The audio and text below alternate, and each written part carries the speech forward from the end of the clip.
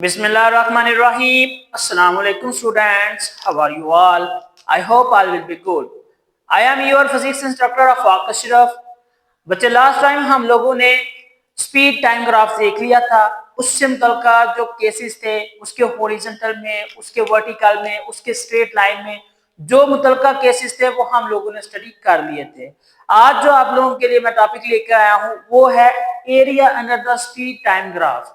तो जो आपके पास स्पीड टाइम ग्राफ के अंदर या स्पीड टाइम ग्राफ की बदौलत जो वहां पर एरिया होगा उसको हम लोग किस तरह से डील करेंगे। अभी तक आप लोगों ने हमारे चैनल को सब्सक्राइब नहीं किया तो उसको लाजमी सब्सक्राइब करें ताकि इस चैनल पर जितनी भी एजुकेशनल वीडियोस हैं वो आप तक पहले पहुंचाई जा सके। तो लेट्स स्टार्ट। हम लोग आज का टॉपिक अपना स्टार्ट करते हैं। सबसे पहले है आप लोगों का area under the speed time graph. Area आपके पास दो लेंथ की प्रोडक्ट को हम लोग एरिया कहते हैं। वो लेंथ बाय लेंथ भी हो सकता है, लेंथ बाय विड्थ भी हो सकता है, विड्थ बाय विड्थ भी हो सकता है या विड्थ बाय लेंथ। दो लेंथ का जो प्रोडक्ट होगा उसको हम लोग एरिया कहते हैं। क्या कहते हैं? उसको एरिया कहते हैं। जो आपका area under the speed time graph है वो क्या कहता है? कहता है कि हम लोगों ने स्पीड टाइम ग्राफ की मदद से जब चीजों की मोशन को डिटरमिन किया था तब हमारे पास जो उसकी ग्राफ लाइन बनी थी वो उसकी मोशन के बारे में बता रही थी। तो अगर वहां पर जो क्वांटिटीज हैं, फॉर एग्जांपल एक्सेलरेशन था, जब एक्सेलरेशन यूनिफॉर्म था तब वो किस तरह से स्ट्रेट लाइन बना रहा है। जब हमारे पास वहां पर एक्सेलरेशन कांस्टेंट था तो वो किस तरह से parallel to X axis horizontal line बना रहा था। यहाँ पर हम लोगों ने कुछ एरियाज को शेड करना है, देखना है कि उन एरिया को वहां पर कवर होने के लिए कौन सी क्वांटिटी कितने टाइम में या कितनी क्वांटिटी के हिसाब से वो वहां पर चेंजिंग करेगा। This distance moved by an object can also be determined by using its speed time graph.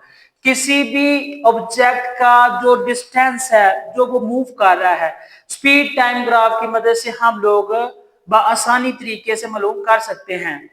इसका ये मतलब है कि the distance move by an object can also be determined by using its speed time graph. इसका speed time graph analysis इस्तेमाल करते हुए हम किसी भी ऑब्जेक्ट की मोशन को डिटरमाइन कर सकते हैं, मालूम कर सकते हैं। लेट्स सपोज दैट, चलें फर्ज करते हैं हमारे पास एक ऑब्जेक्ट है, वो वेलोसिटी v से हरकत करता हुआ अपनी मोशन को जारी रख रहा है और अपनी डेस्टिनेशन की तरफ जा रहा है और उसको अपनी destination at the sequence point तक जाने के लिए जो चीज रिक्वायर्ड है वो है उसका टाइम इंटरवल t। क्या है वो? Time interval t। इस टाइम में रहकर उस ऑब्जेक्ट ने क्या करना है? एक जगह से या एक पॉइंट से दूसरे पॉइंट तक अपनी मोशन को जारी रखना है। ठीक है। The distance covered by an object is given as s is equal to vt।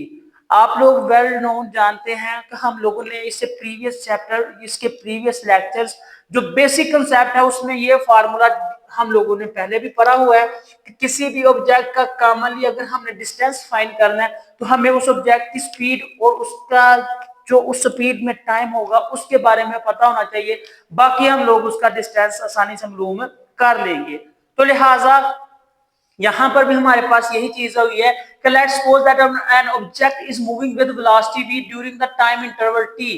This distance can be covered by an object is given as s is equal to vt। उसने क्या फर्ज करें कोई ऑब्जेक्ट है वो velocity v से हरकत कर रहा है और उस हरकत के दौरान जो उसको टाइम लगता है वो है उसका टाइम t। फिर कहता है कि अगर हम लोगों ने वो डिस्टेंस कवर कर लिया तो उस डिस्टेंस की वैल्यू को फाइंड किस तरह से करेंगे? वो हम लोग s is equal to vt की मदद से करेंगे। ये था आप लोगों का गिवन डाटा। क्या था ये? आप लोगों का given data. Let's suppose that हम क्या करते हैं, ये देखिएगा सबसे पहले जो केस है ये उसका ग्राफ है। ये देखें इसमें ये horizontal parallel to X axis है। यहाँ पर हमारे पास जो क्वांटिटीज है वो ये है। एक्स एक्सिस के अलोंग हम लोगों ने टी की क्वांटिटी को लिया हुआ है। किसको लिया हुआ है? टी की क्वांटिटी को। टी की क्वांटिटी को एक्स एक्सिस के अलोंग कंसीडर कर लिया हुआ है। फिर हम लोगों ने जो उसकी स्पीड की क्वांटिटी है उसको वाई एक्सिस के नाम डिस्कस कर लिया हुआ है। अब ये आपके पास जो शेडेड एरिया है ये हमें ये बता रहा है कि कोई ऑब्जेक्ट इस टाइम में कितना डिस्टेंस कवर कर रहा है और वो किसके पैरेलल है वो देखते हैं। This distance can also be calculated by area under the speed time graph. इस डिस्टेंस को हम लोग area under the speed time graph की मदद से भी मालूम कर सकते हैं। The area under the graph for time interval T, जो आपके पास ग्राफ के अंदर वाला एरिया ये जो शेडेड मैंने किया हुआ है, ये जो आपके पास एरिया है वो टाइम टी में कवर हो रहा है। किसमें कवर हो रहा है? टाइम टी में कवर हो रहा है। Is the area of the rectangle of the side T and B. ये आपके पास रेक्टेंगल का एरिया है जिसमें हमारे पास दो क्वांटिटीज हैं। आप लोगों को स्टार्ट पर मैंने ये चीज बताई कि जो एरिया होता है वो दो क्वांटिटीज का प्रोडक्ट होता है। यहाँ वो लेंथ मल्टीप्लाई बाय लेंथ हो सकता है या लेंथ मल्टीप्लाई बाय विड्थ हो सकता है। यहां पर हमने दो क्वांटिटीज को लेट किया है। एक्स एक्सिस के लॉन्ग हम लोगों ने टी की क्वांटिटी को लेट किया हुआ है। लेट्स सपोज दैट ये उसकी लेंथ है। क्या है? ये उसकी लेंथ है। कितनी लंबाई वो अपनी लेंथ को कवर कर सकता है ये उसको हम लोगों ने टाइम एक्स एक्सिस के लॉन्ग लेट कर लिया। दूसरी चीज है हमारे पास v, उसको हम लोगों ने वाई एक्सिस के लॉन्ग डिस्कस कर लिया है। अब देखें यहाँ पर जितनी स्पीड यहाँ पर बढ़ रही है उसी लिहाज से हमारे पास टाइम भी यहाँ पर बढ़ रहा है। मतलब an equal quantity covered an equal distance in equal interval of the time. कोई भी ऑब्जेक्ट वक्त के मुसावी वक्फों में मुसावी फासला तय कर रहा है, तो लिहाजा यहाँ पर जो आपके पास लाइन होगी वो हॉरिजॉन्टल लाइन होगी। क्या होगी? हॉरिजॉन्टल। और यहाँ पर फिर देखिए इसका एक्स एक्सिस के लॉन्ग जो डिस्टेंस होगा ये वाला और ये वाला ये भी इक्वल होंगे। ये देखिए इनके आमने सामने के इजला की लंबाई भी इक्वल है। ये भी और ये भी देखिए इक्वल है। जो रेक्टेंगुलर डिफाइन करती है वो ये है कि इसके आमने सामने यानी कि फ्रंट वाले जो एंगल्स हैं या फ्रंट वाले जो जिला हैं इसकी लेंथ है वो एक दूसरे की इक्वल, वो रेक्टेंगुलर कहलाती है। और एरिया की जो डेफिनेशन है वो क्या है कि दो चीजों का प्रोडक्ट, या वो लेंथ बाय लेंथ हो सकता है या लेंथ बाय विड्थ हो सकता है। तो यहाँ पर हमने लेंथ के नाम कौन सी चीज ली हुई है? वो है हमारे पास टी, टाइम। और जो इसके विड्थ के नाम हम लोगों ने चीज ली है वो है आपके पास वी, यानी उसकी स्पीड। ऑब्जेक्ट की स्पीड जैसे जैसे बढ़ रही है उसी लिहाज से टाइम भी इंक्रीज कर रहा है। इसलिए area under the speed time graph is numerically equal to the distance covered by the object during the time T. जो आपके पास area under the speed time graph होगा वो उस डिस्टेंस के इक्वल होगा जो टाइम टी में वो कवर करेगा। क्या करेगा? वो कवर करेगा। ठीक है, ये चीज है यहाँ पर। और हम लोगों ने स्टार्ट में ही इसका फार्मूला पढ़ लिया था, S is equal to V T. इसको हम लोगों ने area under the speed time graph में डिस्कस किया, जिसमें हम लोगों ने एक्स एक्सिस के लॉन्ग को टाइम को लेट किया, क्योंकि एक्स एक्सिस के लॉन्ग हम लोग इंडिपेंडेंट वैल्यू लेट करते हैं और वाई एक्सिस के लॉन्ग हम लोगों ने डिपेंडेंट वैल्यू यानी स्पीड को क्या कर दिया? लेट कर दिया। अब ये देखें, ये आपके पास वाई में हो, ये एक्स में है, ये आपके पास हॉरिजॉन्टल और ये आपके पास वर्टिकल। इन दोनों की जो लंबाई है आमने सामने इजला की वो इक्वल है, इसलिए ये क्या है? रेक्टेंगल। और according to the definition of the area the product of the two values is known as the area. और एरिया का जो यहाँ पर फार्मूला बनेगा वो क्या बनेगा? लेंथ बाय लेंथ या फिर लेंथ बाय विड्थ। लेंथ आपके पास टी है या आप लोग कह लें v है, और आपके पास जो विड्थ है वो आपके पास t है। तो ये देखें डिस्टेंस हम लोगों ने फाइंड करना था, वो हमारे पास क्या बच्चे आ जाएगा? वो आ जाएगा s is equal to V T. ये आप लोगों का फर्स्ट केस सॉल्व हो जाएगा, जिसमें आप लोग क्या करेंगे? अगर आप लोग एक्स एक्सिस के लॉन्ग टी और वाई एक्सिस के लॉन्ग वी स्पीड लेंगे तो आपने वहां पर स्पीड टाइम ग्राफ की मदद से जो एरिया फाइंड करेंगे वो किसके इक्वल आ जाएगा? S is equal to V T. ठीक है, दूसरा जो आपका केस है उसमें ये चीज बताई जा रही है, speed of an object increase uniformly. अगर आपके पास किसी ऑब्जेक्ट की स्पीड इंक्रीज कर रही है यूनिफॉर्मली, कांस्टेंटली क्या कर रही है? इंक्रीज कर रही है, तब वहां पर जो ग्राफ बनेगा शेडेड एरिया होगा वो कौन सा होगा? और वहां पर जो उसकी वेलोसिटी है उसमें क्या चेंजिंग आएगी? काफी सारे बच्चों को ये चीज समझ में नहीं आती कि यहाँ पर ये 1/2 या फिर ये 2 किस तरह से आ गया, ये हमारे पास वैल्यू कैसे बन गई है। बच्चे इसमें मुश्किल वाली कोई बात नहीं है, ये आपके लिए बहुत ही इजी मेथड से मैंने यहाँ पर कर दी है। किस तरह से? Now consider the speed of an object is increase uniformly from 0 to v, from 0 to v, 0 to v यहां तक, v यहां तक है। ठीक है, और ये आपके पास टाइम यहां तक है। अब देखें हमारे पास ये गिवन चीज है, गिवन जो एलिमेंट्स है वो ये है 0 से लेकर v तक हम लोगों ने वेलोसिटी को इंक्रीज करना है। तो ये आपके पास बच्चे कौन सी वेलोसिटी होगी, आपके पास इनिशियल वेलोसिटी होगी जिसको हम लोग vi का नाम देंगे। ये आपके पास इनिशियल वेलोसिटी होगी। दूसरे नंबर पर जो आपकी वेलोसिटी होगी वो देखें 0 से इंक्रीज करके v तक जाएगी और वहां पर ये आपके पास फाइनल वेलोसिटी हो जाएगी। और ये जो फाइनल वेलोसिटी होगी इसको हम लोग vf कह देंगे। क्या कह देंगे? vf। ये मैंने यहाँ पर आप लोगों को नोट करके दे दिया हुआ है किस तरह से आप लोगों की ये वेलोसिटी vf के लिए कह दी गई है। ठीक है, हम लोग देखते हैं कि यहाँ पर ये जो 1/2v है वो किस तरह से आया। अच्छा, तो आप लोगों ने ये चीज देख ली है कि यहाँ पर 1/2 आया कैसे है। हम लोगों ने बच्चे अब इसका एवरेज फाइंड करना है। एवरेज क्या चीज होती है? एवरेज किसी भी नंबर की एक ऐसी वैल्यू होती है कि जिसमें हमारे पास जिस क्वांटिटी से वैल्यू गिवन होती है उसी क्वांटिटी के लिहाज से हम लोगों ने उसको डिवाइड करना होता है। यहां पर आपके पास सिर्फ दो क्वांटिटीज है। कितनी क्वांटिटीज है? सिर्फ दो। एक आपके पास इनिशियल वेलोसिटी है 0, एक आपके पास है फाइनल वेलोसिटी v। जब इनिशियल और फाइनल वेलोसिटी का आपने एवरेज फाइंड करना है तो वो आपके पास इस तरह से आएगा। फॉर एग्जाम्पल मैं आप लोगों को एक छोटी सी एग्जाम्पल से जो है ना इसको डिस्कस करके दे देता हूं। लेट्स सपोज दैट आपके पास तीन वैल्यूज है। कितनी वैल्यूज है? तीन। ये आपके पास तीन वैल्यूज है। For example 2, 3 and 4। आपके पास ये तीन वैल्यूज हैं 2, 3 एंड 4। आपने इसका एवरेज फाइंड करना है। वो एवरेज किस तरह से फाइंड करेंगे? जितने नंबर्स होंगे उनको काउंट कर लेना 1, 2 एंड 3। कितने नंबर्स हैं ये? 3। आपने 3 नंबर्स को काउंट करके उसको डिवाइड कर देना। ठीक है, ये एवरेज का तरीका है, मैं वो आपको बता रहा हूं। यहाँ पर तीन नंबर्स हैं, तीन को आप लोगों ने काउंट कर दिया, उसको डिवाइड कर दिया। सेकंड वन आप लोगों ने जो चीज करनी है वो है इन नंबर्स को आपस में प्लस कर देना। प्लस कर दें। गुड। आपके पास ये प्लस में नंबर आ गया 2 + 3 कितना बन गया? 5। 5 + 4 9। ये आपके पास 9/3। इसको कैंसिल करेंगे तो ये आपके पास क्या बन जाएगा? ये आपके पास 3 आंसर आ जाएगा और ये इसकी एवरेज वैल्यू कहलाएगी। क्या कहलाएगी इसकी? ये इसकी एवरेज वैल्यू कहलाएगी। बिल्कुल इसी तरह से यहाँ पर जब हम लोगों ने दो क्वांटिटीज का एवरेज लेना है तो उस दो क्वांटिटीज को पहली जो क्वांटिटी है वो हमारे पास 0। क्या है? 0। दूसरी जो क्वांटिटी है वो हमारे पास vf हमारे पास v है। जब हमने इसका एवरेज लेना तो vi प्लस vf/2 यानी दो वेलोसिटीज हैं तो ये 2 से तकसीम हो जाएंगी और फिर vi आपके पास 0 है, वो 0 पुट कर दिए प्लस v, तो ये आपके पास v आ गया। तो ये आपके पास एक्चुअल में जो आएगा वो v/2 आएगा और v/2 को हम लोग इस तरह से भी देख सकते हैं 1/2v और ये आप लोगों का हो जाएगा यूनिफॉर्म स्पीड का ग्राफ जिसमें देखेंगे किस तरह से 0 से v तक इसकी स्पीड इंक्रीज करेगी। ठीक है, ये देखें, ये आपके पास ये देखें आप इसकी जो लाइन है ना वो बिल्कुल इस तरह से स्ट्रेट अप हो जाएगी और जब ये स्ट्रेट अप लाइन होगी तो इसका जो ग्राफ होगा वो सिर्फ हाफ शेडेड होगा। यहाँ पर आपके पास फुल शेडेड था क्योंकि यहाँ पर जो वैल्यू थी वो आपके पास क्लियर थी, आपने एरिया फाइंड कर लिया था। यहाँ पर जस्ट आप लोगों ने उसकी बढ़ती हुई स्पीड यूनिफॉर्मली जो स्पीड इंक्रीज कर रही है उसकी निस्बत जो यहाँ पर ग्राफ था वो ड्रा करना था और वो आपके पास आया हाफ, तो इसलिए वहां पर जो ग्राफ शेड होगा वो भी क्या होगा? हाफ शेड हो जाएगा। क्या हो जाएगा? वो हाफ शेड हो जाएगा। इस तरह से distance covered v average multiply by t क्या आ जाएगा?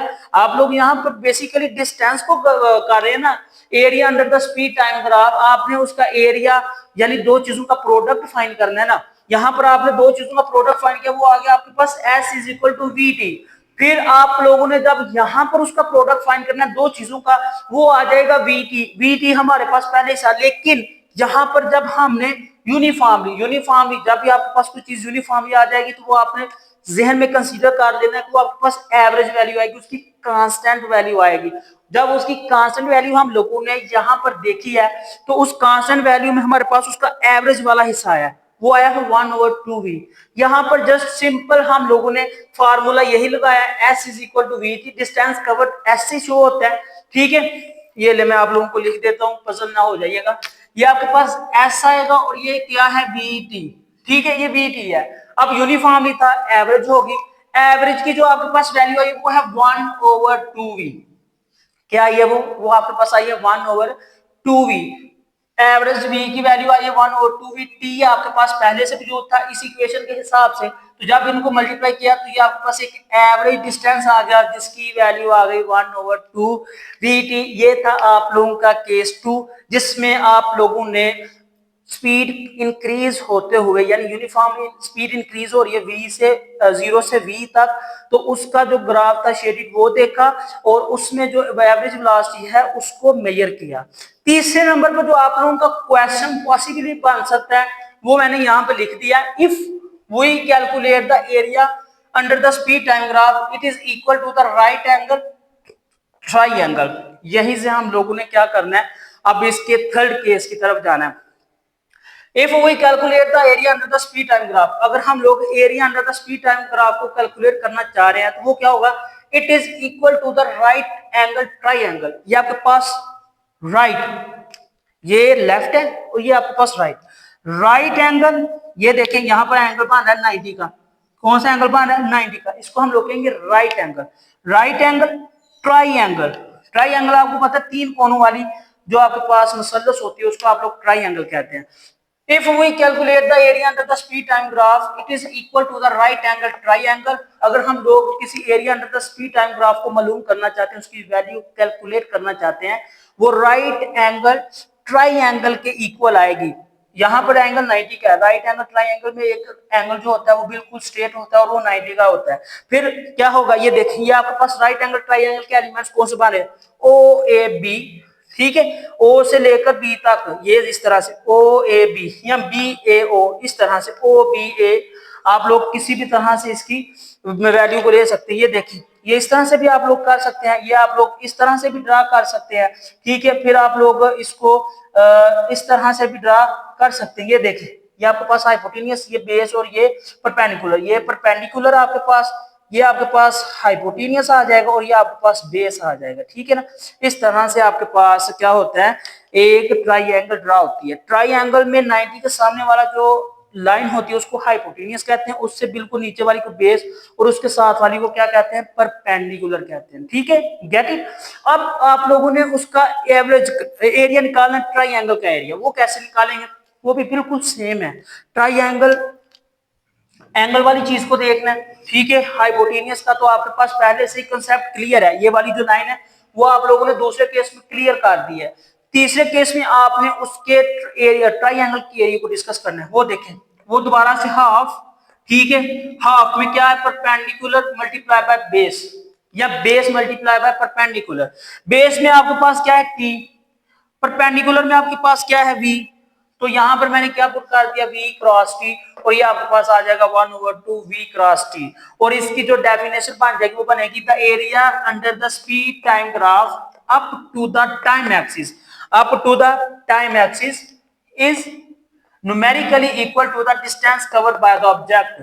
जो आपके पास area under the speed time graph होगा up to the time axis यानी उसके एंगल के ऊपर ऊपर, वो न्यूमेरिकली आपके पास उस ऑब्जेक्ट के डिस्टेंस के इक्वल होगा। और ये थे आपके 3 केस जिसमें आप लोगों ने area under the speed time graph को डिस्कस कर लिया। आगे है solving the problems for motion under the gravity. अगर किसी ऑब्जेक्ट की मोशन को आप लोगों ने अंडर द ग्रेविटी सॉल्व करना है तो उसके लिए आप कौन से स्टेप्स करेंगे वो देखते हैं हम लोग। उसमें आप लोग there are 3 equations of the motions are used to solve the for the motion of the body. 3 तरह की इकसाम है, मुसावात है, जिनको आप लोग किसी जिस्म की मोशन मालूम करने के लिए इस्तेमाल करते हैं। लेट्स सपोज दैट उसकी इनिशियल वेलोसिटी vi लेट कर लेते हैं, फाइनल वेलोसिटी vf, और जिस टाइम में वो आपके पास ये वेलोसिटीज डिस्कस कर रही है वो है आपके पास vi vf at the time rate t। और उस टाइम में जो यूनिफॉर्म आपके पास वेलोसिटी चेंज होगी उसके दौरान आपके पास एक्सेलरेशन की वैल्यू भी पैदा होगी, वो एक्सेलरेशन आपके पास a हो सकता है। लिहाजा मैंने नीचे g की वैल्यू भी लिखी है, और g आपके पास ग्रेविटेशनल एक्सेलरेशन है। मे भी आपके पास कोई ऑब्जेक्ट ऊपर की तरफ फेंका जा रहा है या नीचे की तरफ आ रहा है, ग्राउंड को टच कर रहा है, तो उस लिहाज से जो वहां पर एक्सेलरेशन होगा वो आपके पास ग्रेविटेशनल एक्सेलरेशन होगा। ग्रेविटेशनल एक्सेलरेशन को बाद में देखते हैं। पहले सबसे जो आपके पास मखसूस फार्मूला वो है उसके लीनियर मोशंस की इक्वेशंस, और फिर बाद में आपकी ग्रेविटेशनल मोशन की इक्वेशंस। वो कैसे बनेगी वो भी सेम ही है बिल्कुल। ये देखें, लीनियर मोशन अगर आपके पास है उसमें ग्राउंड का कोई भी लफ्ज नहीं आ रहा, आप लोगों ने एक टेक्निक अपने ज़हन में बना लिया, अगर किसी चीज का ग्राउंड के साथ कोई कॉन्टैक्ट हो रहा है या वो ग्राउंड को हिट कर रही है या ग्राउंड से ऊपर जा रही है, तो वहां पर जो एक्सेलरेशन की वैल्यू होगी या एक्सेलरेशन होगा, न्यूमेरिकल्स में काफी जगह दिया गया होता है, लेकिन काफी जगह पर वो इसका थोड़ा सा भी जो है ना हिंट नहीं देते। लेकिन ग्राउंड आ जाए, फिर वो टच कर दे, सरफेस को टच कर दे, तो वो आप लोगों ने समझ लेना वो ग्रेविटेशनल एक्सेलरेशन की बात हो रही है। तो लीनियर में क्या होगा, लीनियर में जस्ट आप लोगों के पास जो ऑब्जेक्ट है वो स्पीड चेंज करेगा from one point two another point, एक जगह से दूसरी जगह जाएगा, ठीक है। उसके लिए जो इक्वेशन है वो ये है, सबसे पहले जो इक्वेशन ये आपके पास यूनिफॉर्म एक्सेलरेशन की है। अगर आपके पास एक्सेलरेशन यूनिफॉर्म है तो उसके निस्बत जो आपके पास इक्वेशन बनेगी वो ये बनेगी, वी एफ यानी final velocity is equal to V I initial velocity plus acceleration multiply by T, और इसको हम लोग न्यूटन की फर्स्ट इक्वेशन यानी कि equation of motion, first equation of motion कहते हैं। हरकत की पहली मसावात, उर्दू में हम लोग इसको हरकत की पहली मसावात कहते हैं। V F is equal to V I plus A T. दूसरे नंबर पर आप लोगों के डिस्टेंस की, अगर आपने किसी चीज का डिस्टेंस फाइंड करना है और आपके पास वी टी से हटकर, क्या यानी S is equal to V T था ना, अगर वी और टी से हटकर वैल्यूज दी गई हैं तो वहां पर जो आपके पास सूटेबल इक्वेशन होगी वो ये वाली होगी, जिसको हम लोग हरकत की दूसरी मसावात कहते हैं, सेकंड इक्वेशन ऑफ मोशन। वो है S is equal to V I, ये सब बाई है, ठीक है, इसके साथ मल्टीप्लाई नहीं हो रहा, ये इसका सब बाई है वी का, T plus one over two A T square, ये आपके पास हरकत की दूसरी मुसावात है। तीसरे नंबर पर two A S is equal to V F square minus V I square, तो ये आपके पास हरकत की तीसरी मसावात बच्चे बन जाएगी, जिसको हम लोग थर्ड इक्वेशन ऑफ मोशन और उर्दू में हरकत की तीसरी मसावात, ठीक है। While using these equations we shall know about the assumptions. इन इक्वेशंस को यूज करते वक्त हमारे पास जो कुछ असम्पशंस हैं, जो कुछ उसकी क्या कहते हैं क्राइटेरिया बन सकते हैं, वो किस तरह से बन सकते हैं, आए देखते हैं कि कहां पर हम इसको लागू कर सकते हैं। Motion always considered along a straight line, motion हमेशा स्ट्रेट लाइन के अलोंग आप लोगों ने कंसीडर करनी, फर्ज करनी है। Only the magnitude of the vector quantities are used, सिर्फ और सिर्फ वेक्टर क्वांटिटीज की मैग्नीट्यूड यहां पर इस्तेमाल होगी। थर्ड नंबर पर क्या है, acceleration is assumed to be the uniform, जो आपके पास एक्सेलरेशन की वैल्यू होगी वो क्या होगी, यूनिफॉर्म होगी, कंसिस्टेंसी के साथ होगी, कांस्टेंट होगी। The direction of the initial velocity is taken as a positive, आप लोगों के पास जो इनिशियल वेलोसिटी होगी वो पॉजिटिव होगी, और उस पॉजिटिव वेलोसिटी के अलांग जितने भी ऑब्जेक्ट्स की मोशन होगी या मूवमेंट होगी वो भी आपके पास पॉजिटिव कंसीडर की जाएगी, ठीक है। और अगर आपके पास उस इनिशियल के अपोजिट में कोई चीज है या जिसको हम लोग फाइनल वेलोसिटी वीएफ कहेंगे, there are in the direction all other quantities that are in the direction of initial velocity also taken as positive, जितनी भी चीजें उस initial velocity के डायरेक्शन में होगी उसको पॉजिटिव ही कंसीडर किया जाएगा। लेकिन and vice versa, vice versa यानी उसके अपोजिट भी हो सकता है। अगर हम लोग इनिशियल वेलोसिटी को पॉजिटिव कह रहे हैं तो फाइनल वेलोसिटी उसकी अपोजिट भी हो सकती है। इनिशियल वेलोसिटी के अपोजिट जो चीजें होंगी उनको हम लोग नेगेटिव लेंगे, और उनकी डायरेक्शन में भी जो चीजें होंगी वो भी आपके पास क्या कहलाएंगी, नेगेटिव कहलाएगी, ठीक है। For ground, hitting ground, under the ground, forever, mostly जो आपके पास लफ्ज इस्तेमाल होते हैं ये वाले, यहाँ पर आप लोग चैप्टर 2 के न्यूमेरिकल्स में देखेंगे for ground, hitting ground, under the ground, इस तरह से लफ्ज इस्तेमाल होंगे। जब यहाँ पर इस तरह के वर्डिंग या लफ्ज इस्तेमाल होंगे वहां पर आप लोगों ने ये चीज कंसेप्ट में ले लेनी है। यहाँ पर जो इक्वेशंस, तीन इक्वेशंस हैं, टोटल 4 फार्मूलाज आप लोगों की सारी एक्सरसाइज में इस्तेमाल होने हैं। S is equal to V T, और ये, और यहाँ पर जो एक्सेलरेशन ये है ना वो ग्राउंड, हिटिंग ग्राउंड, इस तरह से अगर लफ्ज आएंगे तो वहां पर वो ए से हटकर जी हो जाएगा, तो उसकी निस्बत में जो चेंजिंग होगी वो इक्वेशंस की इस तरह से हो जाएगी, ठीक है। ये था आप लोगों का आज का लेक्चर। आई होप आप लोगों ने लेक्चर को अंडरस्टैंड किया होगा। सारी चीजें आप लोगों के सामने एक व्हाइट बोर्ड में इसलिए लिख दी गई ताकि आप लोग इसको प्रैक्टिकली भी खुद भी लिखना चाहें तो आसानी के साथ लिख सकते हैं। उर्दू में भी बता दिया गया है ताकि बच्चों को ये कंफ्यूजन ना हो कि यहाँ पर ये जो लफ्ज है, ये जो चीज है, ये किस तरह से यहाँ पर डिफाइन हुई है। आई होप आप लोगों को अंडरस्टैंडिंग होगी। अभी तक आप लोगों ने हमारे चैनल को सब्सक्राइब नहीं किया, बच्चे लाजमी सब्सक्राइब करें, शेयर करें, कमेंट करें, लाइक करें, और यहाँ पर जितनी भी आने वाली वीडियोस हैं ताकि आप लोगों तक पहले पहुंची जा सके, इसके लिए आप लोगों ने अलर्ट लेना। अगर किसी भी तरह का कोई भी क्वेश्चन हो आप लोगों का, बच्चे कमेंट सेक्शन में आपने क्वेश्चन को लाजमी बताना है ताकि बर वक्त आप लोगों के क्वेश्चन का आंसर दिया जाता है। इंशाअल्लाह नेक्स्ट वीडियो में मैं आप लोगों के सामने हाजिर होऊंगा। तब तक के लिए मुझे दें इजाजत। अल्लाह हाफिज।